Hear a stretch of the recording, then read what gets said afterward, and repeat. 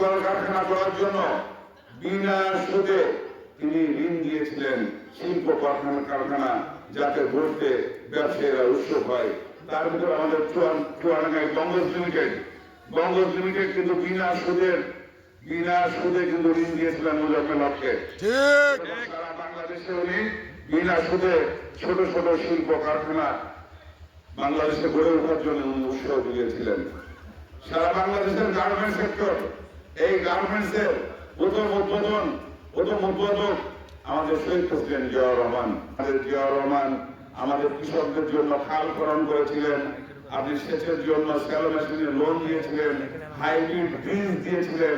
যেখানে বাংলাদেশে 2টি ফসলত অবসর অমন, সেখানে জিয়াউর রহমান বিদেশ থেকে হাইব্রিড ধানের বীজ নিয়ে এসে কৃষকদের হাতে তুলে দিয়েছিলেন। আধুনিক বাংলাদেশ গড়ার রূপকার শহীদ প্রেসিডেন্ট জিয়াউর রহমান। তারই ধারাবাহিকতায় আমাদের নেত্রী, আমাদের মা বেগম খালেদা জিয়া এই বাংলাদেশের উন্নয়নের জন্য স্কুল, কলেজ, মাদ্রাসা, রাস্তাঘাট থেকে আরম্ভ করে বিভিন্ন সেক্টরে বিশ্বমানকে উন্নয়ন করেছেন, সেই কথা বলবার নয়।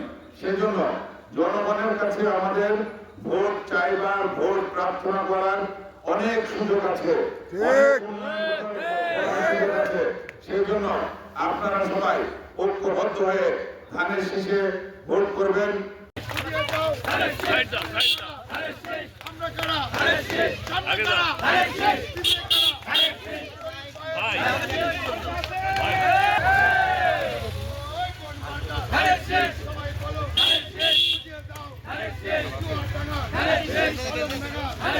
বাবা বাড়িতে ভালো আছে, তুমি ভালো আছো বাবা?